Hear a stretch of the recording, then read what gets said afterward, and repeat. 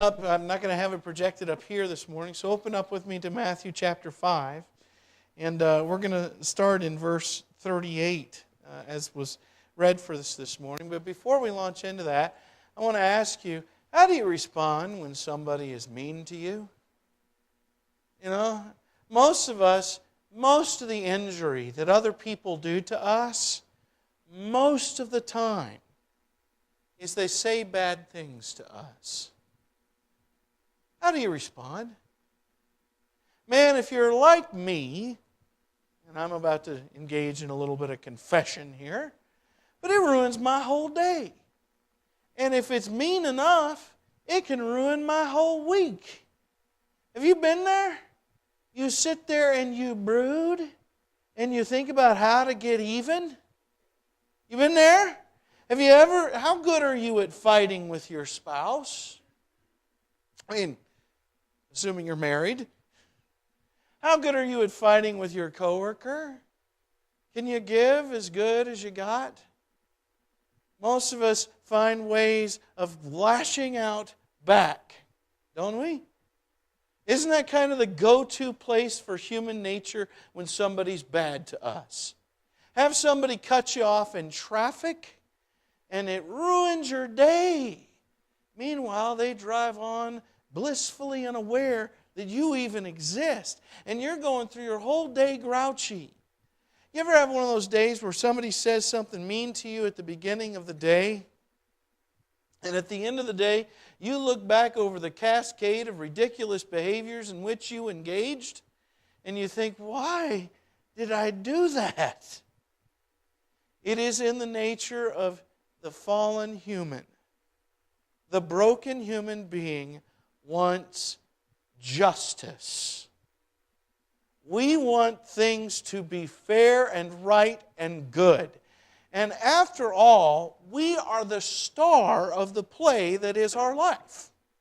Every other person is playing a supporting role in my life. Thank you very much for the role you're playing for me. But I'm the most important person here. So if one of you says something mean, justice demands that that supporting character gets knocked down a peg or two, right? Isn't that the way it's supposed to be? And we want things to be fair and decent. And not only do I want things level, that's usually not enough. If somebody's bad to me, don't you not only want the score to be settled and then for them to be just a little punished? You know, because they behaved badly. It's not enough that we just get, things even, because they started this whole thing, right? And so the misbehavior that they began with, they're the ones that misbehaved, and they need actually to be disciplined so that they won't behave like that again. Am I describing any marriages here? Do you ever behave like this? Am I the only freak in the room? Human nature wants things evened out and then punished, which is why it says in the law of Moses, an eye for an eye and a tooth for a tooth. Did you know that? That is a restraining principle. God's purpose is not to compel, okay, well, you got your tooth knocked out, you have to knock out his. No. God knows that if you knocked out my tooth. You didn't just say something mean to me. I don't have a tooth. That's not going to grow back. So now I have to knock out one of yours and take your kneecap. Because otherwise you're going to be a person who goes around knocking out people's tooths, right? I have to make sure that we're even. Yeah, but that's a start point, dude. You hurt me, and I need to punish you for hurting me. And so what you did to me, I need to do to you, and then I need to do just a little bit more. Right? Isn't that the way we fight? So if you come at me and you smack me in the face, I'm going to go get a set of brass knuckles. And if you get a set of brass knuckles, I'm going to get a knife. And if you get a knife, I'm going to get a gun. And if you get a gun, I'm going to get a mortar. And if you get a mortar, I'm going to get an RPG. And if you get an RPG, I'm going to get a nuke. Is this not the way of the human race? It is this very reality that plunges us into war, that plunges us into oppression.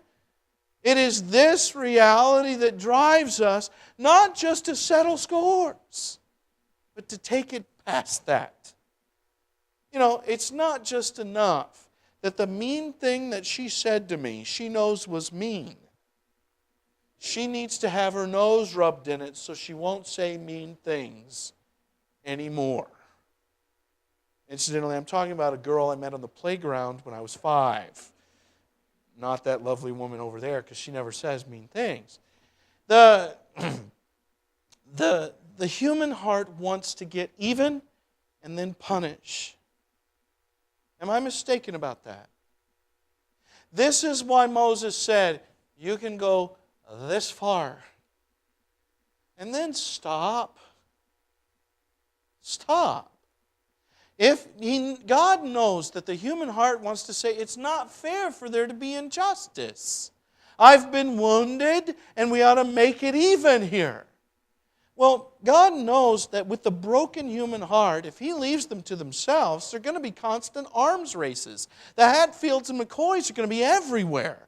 So what He wants among His people is for, okay, you need justice, get justice, and then you leave retribution to me. So when God gives the law, eye for eye, and it's there. It's interesting, it's only there a few times. And one of the times it's given, it's not even, if someone knocks out your eye, then you get to knock out their eye. It's a situation where if you're taking someone fraudulently to court and you're trying to get their eye put out, and it gets uncovered that it's fraudulent, then you do to them whatever they wanted done to that person. Eye for eye, hand for hand, foot for foot, tooth for tooth, life for life. What it's meant to do is restrain the wickedness of human behavior. God knows that our hearts are hard, and He's trying to tell us, okay, you go this far, but you go no further, and you leave it to me. Which is the way that people typically read the law, eye for eye, right? Have you ever seen the Patrick Swayze movie by that title? An Eye for an Eye? Am I the only Patrick Swayze nerd in the room?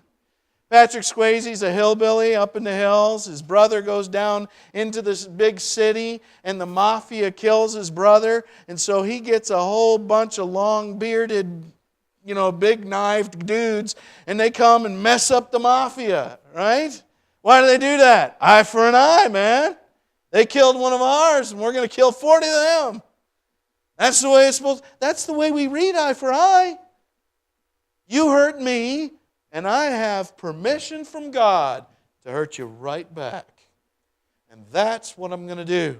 And that's, folks, the way the Pharisee reads the law. Remember, through the Sermon on the Mount, as we've been working our way through the Sermon on the Mount, what Jesus is doing is He's teaching us in Matthew chapter 5 a better way, a much better way of being alive than what Adam does or what the righteous Pharisee does. Because the righteous Pharisee draws that line in the sand and he says, okay, as long as I don't cross this line, I haven't disobeyed. So I get to knock out your tooth. That's what the law says. I get to do it. And I'll harbor inside me all kinds of wicked evil that I wish I could do to you, but I'm going to obey. I'm not going to break your kneecap. You get to keep walking because the law says I only get to knock out your tooth. But I ain't paying for your dental bill. Okay? Because you're losing a tooth in this match. I'm taking it. Okay? Instead of seeing it as a restraining principle against wicked vengeance, the Pharisee saw it as a compulsory duty to establish justice. Jesus comes to us with a better way and with what is perhaps His most challenging teaching of all, except maybe for the next one. I say to you, do not resist a person who is evil. A person who does evil to you. Don't get even. Don't even do eye for eye, but accept the whole principle of the Mosaic law, which is a restraining principle. Don't respond to evil behavior at all. Don't settle scores. Don't make things right. Don't get even, and certainly don't punish. Simply let the evil wash over you. Now, doesn't that sound horrible? I mean, really, this is hard to do. It's beautiful in principle. You know, if we say, okay, don't be overcome by evil, but overcome evil with good. Boy, in principle, that sounds good. I get to be good. Yay! That's great until somebody knocks out your eye. It's great until somebody says something awful to your wife. And I tell you, you can say all kinds of mean things to me, and I'm able to let it go pretty easily. You attack that woman? Oh, I have such a hard time obeying Jesus. Because, I just want to come knock your block off. You attack my wife? Are you kidding me? That woman's precious. How dare you? That's what rises up in me. I'm not telling you that's good. I'm telling you that's what happens. The human heart does not want to hear this. We want to get even. We want to give better than we got. And he says, let it go. Now, why on earth would we do that? Well, remember the way that Jesus is reading the law is to reveal to you the heart of God. The law of Moses is God's self-revelation. God is saying through the law of Moses, if I walked among you, this is how I would live. And because you live with me, so shall you also live. Inasmuch as you allow me to work in your heart, this is the kind of person you will become. The Pharisees loved the law of God, but they weren't paying attention to the God of the law. They weren't learning who He was. They weren't using the law properly to discover God's nature. Jesus is. So when He reads the eye for eye, He reads it and says, that is meant to restrain me from being evil. Because when someone does something evil and destructive in my life, the drive to be just, to make things fair, will often drive me to do whatever it takes to get there. Even if it's evil. And Jesus is saying, don't be evil. Just because someone else is evil is not a reason for you to become evil. Jesus sees all persons as being worthy of love because God sees all persons as being worthy of love. And the great challenge that the disciple of Jesus faces is being able to see in a person who is engaged in evil, not the evil act, but the brokenness of the person. That person is busted up or they wouldn't behave like this. People who are whole don't knock out other people's teeth. People who are intact don't abuse or oppress. So if a person is behaving this way, it is because they are broken. And if you give as good as you got, all you do is continue the brokenness cycle. Except that now not only are they broken, they're probably broken worse. And so are you. So what Jesus calls us to do is to actually completely trust God to be just. We must leave justice to the hands of God and resist evil not by being evil, but by standing before it and saying, you have done something cruel. You have said something awful. But I will not do that. You are safe in my presence. I will not hurt you, even though you hurt me. What Jesus does next is He shows 4 examples of how we might live out this principle. His first is probably the most well-known of them all. If someone slaps you on the right cheek, turn to them the left as well. May I point out quickly something that this is not? This has sometimes been used by Christians to tell abused wives that they should simply take the abuse. That is evil. If he's hitting you, get him help and get away. Until he is whole, you don't need to be with him. Don't let him do it. And Jesus is not telling you to do that. What Jesus has in mind is a specific situation. You've seen it on a playground probably. You know, there's 2 kids, they're kind of getting up in each other's face. One of them drops back and pow! And then they step back, see what's going to happen. You got the ring of kids around and going, fight, fight, fight, fight, right? Have you seen this? Okay, someone has hit you. What do you do with that?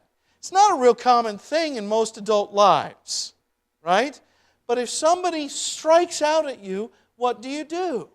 Well, you've got some options. One is to try and put them on the ground. That's what Adam's heart does. The other is to try to run away. If Adam thinks that I can't win the fight, that's what Adam does. What Christ calls for you to do is to stand your ground. To stand up and say, are you done? And by doing so, what you have just done is you have revealed to the universe, you're a person who hits people, and I am not a person who hits people. You hurt people, and I don't. This is not a cowardly act. Now, if you do that, you need to understand you might get hit again. And again. And again. Where's the end to this? Well, I'm pretty sure that Jesus' response would be to lift up his sleeve and say, right here, there's the end. Nail holes. If they kill you, let them. It's better they should kill you and you stay in your righteousness than you should become like them and strike back. Don't do it. You live in holiness as long as you live. Let the evil stay. Now, by doing this, what you're doing is you're confronting the person who does the evil thing. And they have to deal with who they are. They have to deal with what they've done. And they have to know that they have just attacked a saint. Because it is only by the power of God that we are able to do this. The next thing that he says is if somebody wants to sue you to take away your cloak, give them your tunic as well. And what's that about? I don't wear a cloak or a tunic. Okay? Well, a cloak is the outer garment. It's what you wear, you wrap around yourself to keep warm, you'll sleep in it. Okay? It's kind of your basic outer clothing. Your tunic, that's your underpants. Okay? That's your underwear. That's your inner garment that you wear next to your body. So if somebody sues you and takes away your cloak and you give them your tunic, what are you wearing? So you're probably going to be cited for indecent exposure because you're in the courtroom and you're a little bit nude. Why would you do that? Well, what you're doing is you're saying you're a person who would oppress me. And if these things are so important to you, take them. But look at the act you're doing.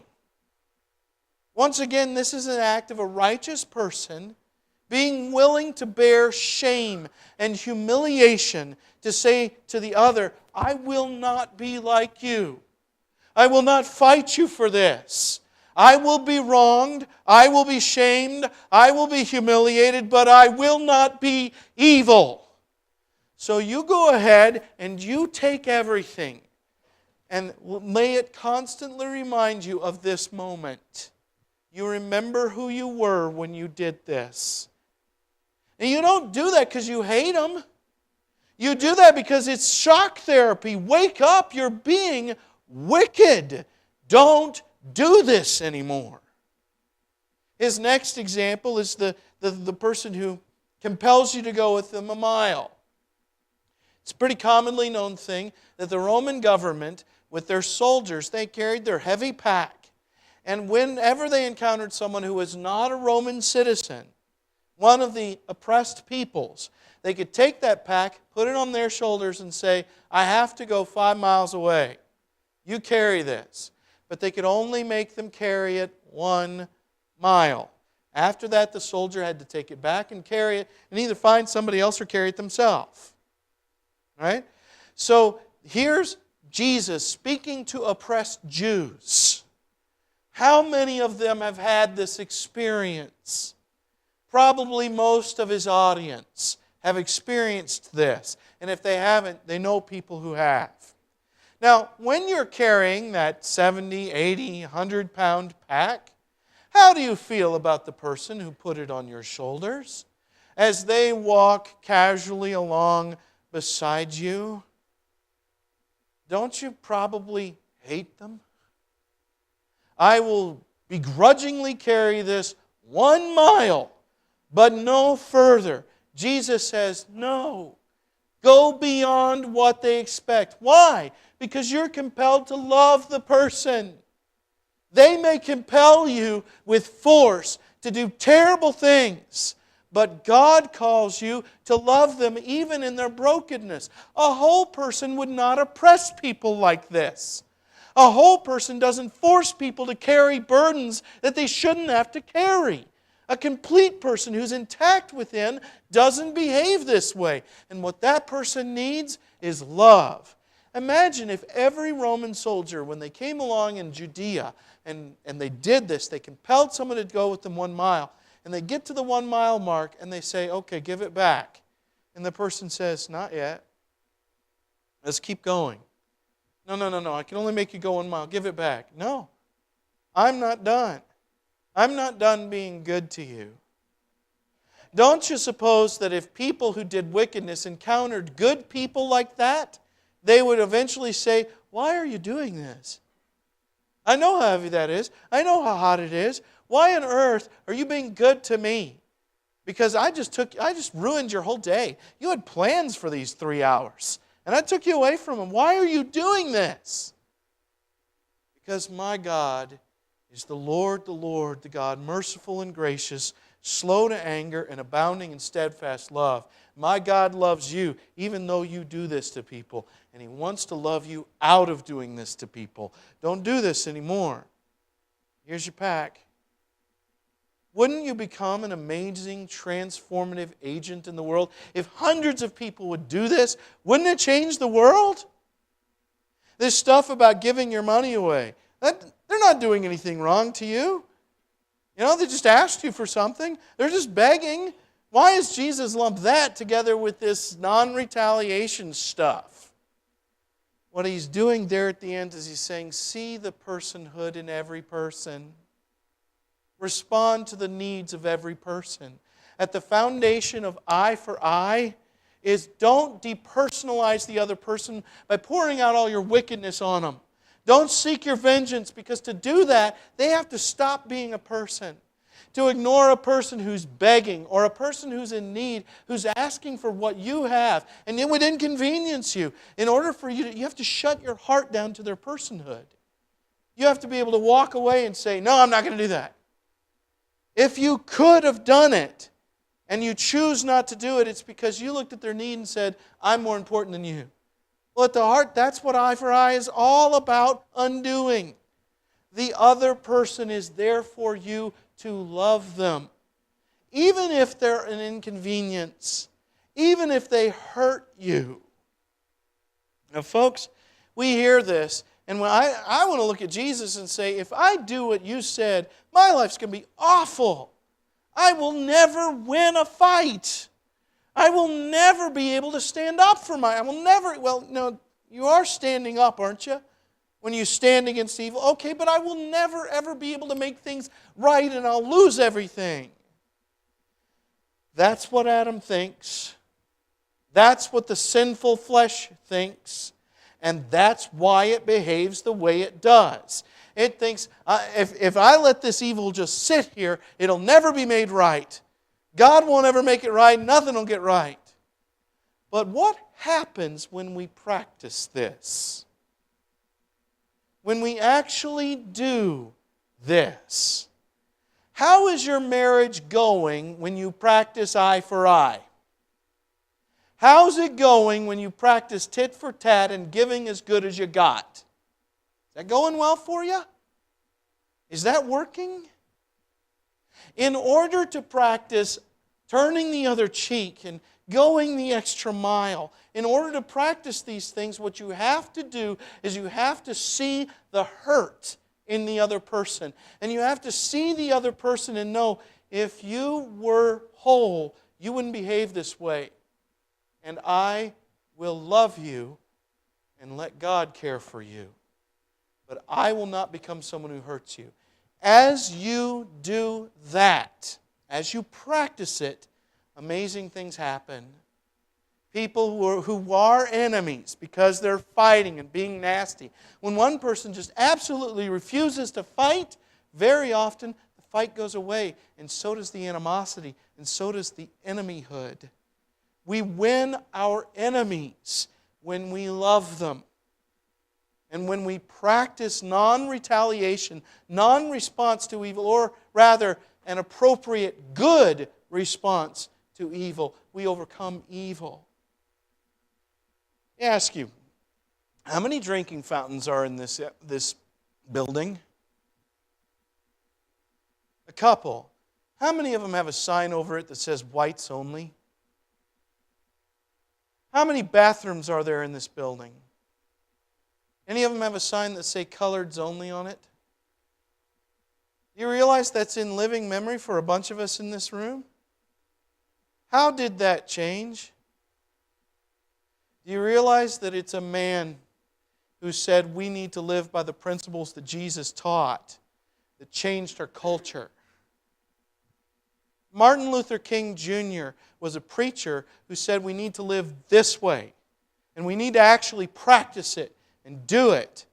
And now, it's not built into our culture that we just oppress African Americans at the level of drinking fountains anymore.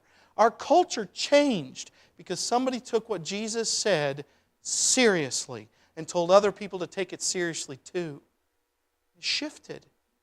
It's unimaginable to me. I grew up after those signs came down. And I can't imagine living that way. I can't imagine bearing those assumptions. Thanks, Martin. Thanks for changing my culture. And thank you, Christ, for teaching them how to do it. And if a culture can change, so can your workplace. If a culture can change, so can your home. If a culture can change, so can you, if you will hear and obey. And so it won't be, I'm going to lose everything. No, you'll gain by doing this. You'll gain. Because your relationships will change when you change. So much around you will change. Who knows, you might even change the entire world if you change. But even if you don't, because if the cross tells us anything, it tells us that the world's going to be evil sometimes. Sometimes the good guy loses. Sometimes he even gets killed. Even if you don't win, even if things don't work, and even if you're not happy with their outcome, and even if your enemy decides to continue abusing and mistreating you, even if that happens, isn't it better to know as you lay down at night to go to sleep, I don't need to regret how I treated anybody today? I did the right thing. Other people did the wrong thing. But what I did, I represented God. I represented God in my marriage. I represented God at my school. I represented God in my workplace. I represented God in my parenting. I represented God in the way I treated my sister. I represented God today because God hurts nobody, and I wouldn't do it either. Even if you lose it all, if you do that, you win. Because the Christ has led us into victory that cannot be taken from us by the hands of evil people unless we give it away. Look into yourself. How are you doing with this? How's it going in your house? How's it going with that enemy you got? How's it doing with that person who's mistreating you? Look at this principle, and is it alive in your life? And if you know that it's not, well, there's a part of them that wants to go, well, I understand. It's hard. But on the other hand, I want to say, so's discipleship, and that's what we're living here. So if that's not where you are, then maybe you need help to get there, and we will pray for you. If you're not intact in this place, and you want our prayers, let us know, we'll pray. And if you came to this place suffering and it has nothing to do with how people are treating you, you just got something awful going on in your life, let us know. We want to pray for you. If this morning you're subject to the invitation of Christ, why don't you come right now while we stand and sing.